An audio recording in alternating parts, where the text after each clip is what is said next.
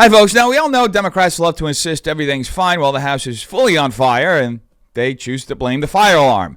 And there's no greater example of that than LA Mayor Karen, who now says politicians are responsible for the people fleeing Los Angeles, as if the mass exodus is just everyone spontaneously deciding they're allergic to tents, crime, and unaffordability. But before we get to that apotheosis of delusion, let's go to Pennsylvania, where they're creating a brand new protected class for hairstyles.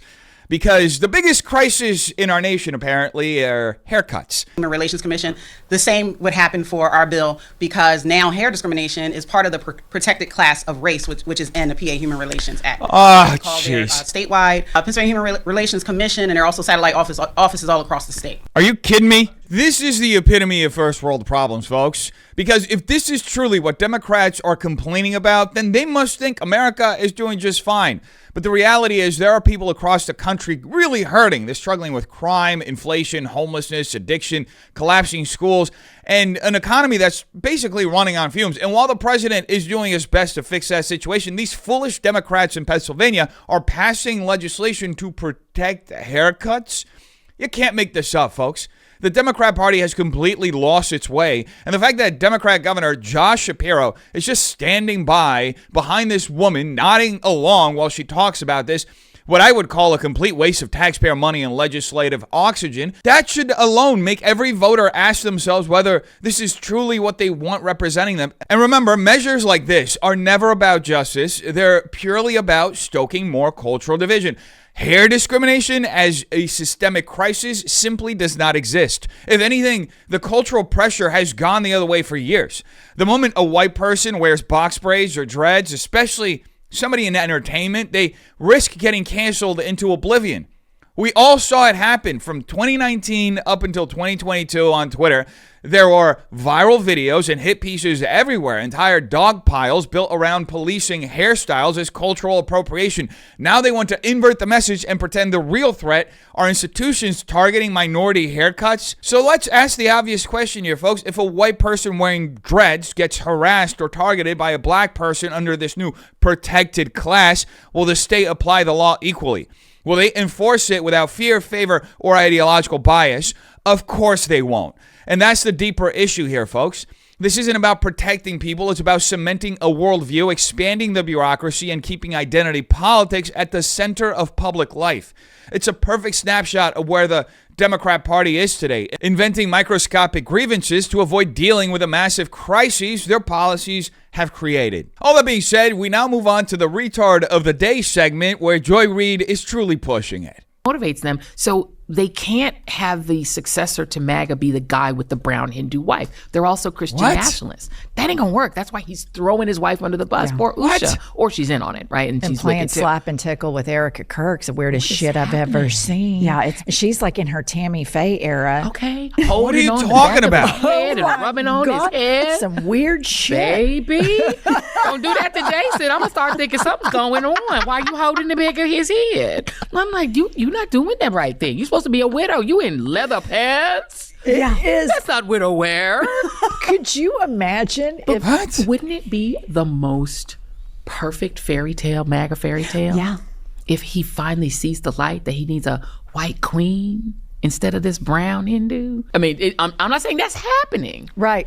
Or maybe that Usha's not even in on it. Maybe she's whatever. But that's one entrant. Another entrant is frankly Donald Trump Jr. If he can, keep it together. We have to start taxing Democrat women with podcasts 3 times as much, folks. Move up their tax burden. You want to fund free buses like Mom Donnie? Have Jennifer Welch cover the whole fleet. Have Joy Reid bankroll the next 10 lines. Just quintuple their tax burden so there's absolutely no financial incentive left for this Victorian-style gossip masquerading as political commentary. Because that's what this is. Gossip blog energy dressed up as news. There's zero substance here, folks. None. It's all speculative, all emotional projection, taking random anger people are flinging online and inflating it to the nth degree. And remember, these are the same people who spent years on MSDNC screaming that Alex Jones was a conspiracy theorist, yet the man's batting 7 for 10 on most of his major predictions. Joy Reid, meanwhile, is sitting at something like negative 35 for 100.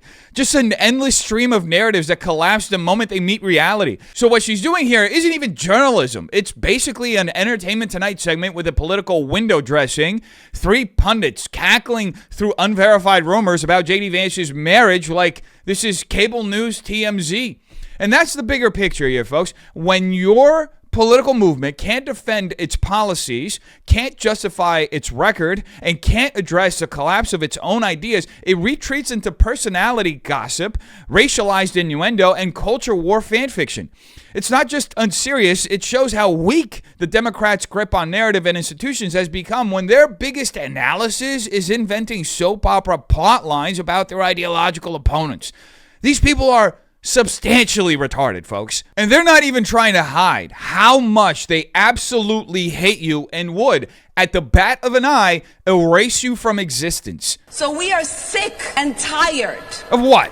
Of the president waking up one day and deciding to put forth falsehoods. What? And demonize whole communities while the ignorant people that support him then take the lies that he's spreading and use it as a fact. Deport her. Yesterday, folks. This woman should not be serving in Congress, and moments like this prove why. America has a rich history of immigrants, but serving in the United States Congress requires loyalty to the country, first and foremost, respect for our institutions, and a basic ability to tell the truth rather than weaponize identity politics. And with Ilhan Omar, the pattern is absolutely clear as day. This woman went from a negative net worth to tens of millions of dollars. Her husband currently managing a multi-billion-dollar hedge fund, and a long record of downplaying or outright ignoring corruption inside portions of her own political base, including well-documented ballot harvesting schemes tied to Somali political networks in Minneapolis. Instead of addressing any of that, she pivots to calling Trump supporters ignorant people, as if dismissal is a substitute for accountability. And that's the deeper issue here, folks. Every time she's confronted with legitimate criticism, whether it's about community corruption, foreign allegiances, or her own ethics, she reflexively shifts into attacking the American president or the American public. It's a political survival mechanism, and it tells you everything about the current Democrat Party. When cornered by facts, they smear entire voter blocks to avoid introspection. This isn't just disrespectful. It's a window into how certain politicians are eroding trust, playing grievance politics to shield themselves from scrutiny, and widening the divide between immigrant communities and the country that welcomed them. And all that being said, folks, it's never been more clear than when we have a politician in government elected to Congress who time and time again vows allegiance to a foreign nation, in Ilhan Omar's case, Somalia, over America, then that person should not be in Congress. That person should be deported. That person should be stripped of their committee assignments at minimum. Additionally, folks, Ilhan Omar makes a terrific argument for why naturalized citizens should not be allowed to serve in government. Because when they are as corrupt and as anti-American as she is, they don't have our country's and our citizens' best interests. And that ideological capture, folks, goes far beyond the Ilhan Omars of the world. You have people like Jasmine Crockett going out and professing similar rhetoric with zero consideration for the American public. I am telling you that we are a land of immigrants. It is time to do immigration right. It is time to make sure that we live up to the promise of this country.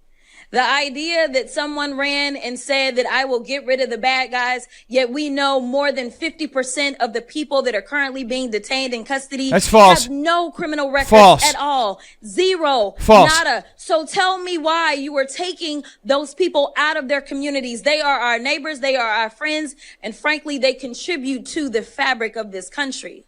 They are what make this country great, not your thuggish ICE agents who literally are spitting on our Constitution, Literally? as well as Wow. everything that we think patriotism ought to be. Why stop at Ilhan Omar? Deport Jasmine Crockett as well, because if she likes everybody except American citizens, maybe she should go spend time in communities she insists we must prioritize over our own. And yes, folks, this rhetoric of Jasmine's is getting tiring. Putting illegal immigrants ahead of American citizens shouldn't even be a debate in a functioning country. Yet this woman is running for Senate and genuinely thinks this is a winning message. Here's the reality. She has no data to back up anything she's saying here. Her claim that more than 50% of those detained have no criminal record is contradicted by DHS data, which shows that the largest share of those detained have criminal violations and the remaining portion have prior immigration violations or other offenses, meaning her entire premise is built on selective framing at best, fabrication at worst. And remember, this is the same Jasmine Crockett who just last week got called out by people on the entire left, including The View, for falsely tying Republicans to Jeffrey Epstein and then blaming her staff for not having enough time to verify any of her claims. It's a pattern, folks. She makes sweeping accusations, doesn't check the facts, then pretends the sloppiness is someone else's fault. That kind of impulsive, unfiltered political performance might get applause on Twitter, but it's disastrous when you're talking about national sovereignty, because none of what she said here is true. Not about ICE, not even about the Constitution, not about what makes this country great. ICE isn't thuggish, and they're not spitting on the Constitution. If anything, they're upholding the very foundation of it: borders, due process, and the rule of law, allowing millions to enter illegally, many relying on taxpayer-funded welfare services, is what violates constitutional order. What Jasmine Crockett is doing is deliberately stoking division, weaponizing emotion, and rewriting reality in real time because the facts simply don't serve her narrative. And that's the deeper cultural issue at play here, folks. This is a political movement so captured by ideology that it now praises law-breaking as some form of patriotism and treats the people enforcing the laws of the land as the actual villains in the situation. It's a demonic inversion of our Constitution. And since we're on the topic of demons, one of the greatest ones running LA County is Mayor Karen, who recently went on the Big Boy show and had the cojones to just lie through her teeth the entire time. This is one of the claims she made about how she's solving the homelessness crisis. And what we do is, because I think a lot of people don't realize, those encampments are communities. So what the city had been doing for years is just plucking one person out at a time, which is why the public never saw a difference. What we do is we take the whole encampment. We take all 30 people and put them in a motel. And then we make sure that new people don't come back.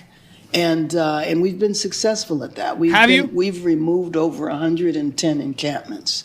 Now, we are talking about a population of 46,000. So it takes, a lot, and we have not been able to eliminate a problem that took 40 years to develop in 3 years. But we've made headway, and I see a very clear pathway. The lying here is honestly on another level, folks. She should win a gold medal for political fiction because nothing she's saying reflects the reality on the ground. She throws out this claim about removing 110 encampments as if it's some transformative achievement, but she has no data to back up her broad thesis. And the city's own records show that the motel conversion programs she's bragging about here are barely functional. Los Angeles has dumped hundreds of millions of dollars into these motels, and not a single large-scale conversion funded in the last 2 years has actually been completed. At best, 1 or 2 are partially operational. Meanwhile, U.S. Attorney Bill O'Shaley and federal investigators have already exposed massive fraud in this space, including the Shangri-La step-up scandal, $115 million allocated for motel conversions that never materialized, and multiple developers charged for siphoning millions more through inflated contracts and financial misrepresentation. Add to that the Los Angeles Homeless Services Authority, where the former CEO was closely tied with Bass and signed a $2.1 million contract with a nonprofit where her own husband held a senior role. An obvious ethical breach atop a salary structure that paid hundreds of thousands of dollars for people to do absolutely nothing about the crisis. And on top of that, LA's homelessness infrastructure is collapsing from within. The Skid Row Housing Trust imploded, leaving buildings unsafe, tenants on the brink of displacement, and tens of millions wasted. Thousands of converted units still empty, with some properties even being quietly reconverted back into tourist rentals despite the public funding. And yet Mayor Karen stands here insisting she's making clear headway, even as the homeless count, 46,000 people, remains virtually unchanged, and the number she touted as exits from homelessness strangely mirrors the number of people literally dying on the streets each year. This is the larger truth, folks. The homelessness crisis in Los Angeles isn't a resource problem, it's an accountability problem. It's decades of political protection for nonprofits, developers, and friends of City Hall, combined with a refusal to confront addiction, mental illness, and the systems that profit from this perpetual failure. Mayor Karen's narrative isn't just misleading, it's a window into a political machine that survives by declaring victory while the city continues to collapse. People are starting to feel, and have been feeling, that Los Angeles is just different. I've had conversations with people that left Los Angeles because of crime, left Los Angeles because they can't afford it. Yep. So what do we tell those that don't believe in politicians or believe in the mayor or the governor or a senator? Because we've heard this before. Yeah, but you know what, though? I think that's another part of our American culture. Obviously, people in office are important, but there's no way in the world it should be viewed as the mayor, the governor, Congress is going to take care of everything. It's all of our responsibilities. So what I've always done, especially starting off as a community organizer, community activist, it's always been about community for me and getting people involved. This woman literally said nothing. She spent a full half minute offering a cloud of words designed to dodge responsibility, shift blame to the community, and avoid answering the most basic question: why are people leaving Los Angeles in record numbers? Nearly 500,000 residents have exited the LA metro region in recent years because of crime, affordability, collapsing services, and streets that look increasingly ungoverned. And that is on you, Mayor Karen. You're the one who ran on fixing this city. So why is it impossible to drive 10 seconds without hitting a crater-sized pothole? Why are basic city services just falling apart? Why do parts of the city resemble failed states? And instead of acknowledging any of this, she pivots to a soft, focused speech about community responsibility, which is just a polite way of saying the public should share the blame for her political failures. And here's a deeper issue, folks. Karen comes from a long history of radical organizing. Her earliest political formation was in groups with open admiration for communist regimes like Cuba. She, in fact, went to Cuba and was trained under Fidel's tutelage in Marxist insurgency. That worldview shapes how she governs today. Crises aren't problems to solve, they're leverage. When a politician refuses to fix his function, refuses to acknowledge obvious decline, and insists the public must just simply do more, what she's really signaling is that chaos serves her more than competence. It justifies bigger budgets, bigger bureaucracy, and more emotional manipulation without delivering measurable results. And that's the real sickness here, folks. Not just the failure, but the belief that failure can be repackaged as community empowerment while the city continues to bleed residents who no longer believe their leaders are capable or even willing to govern, which is actually the truth. Because Democrats hate you, folks. They hate you. And they want to use you and your pain as a way to expand their own power. That's the Marxist-Leninist playbook in its purest form. Manufacture a perpetual crisis, keep people aggrieved, and then weaponize that grievance for political gain. It's never about community, no matter how many times Mayor Karen or anyone else on the Democrat side tries to toss that word around to blur responsibility.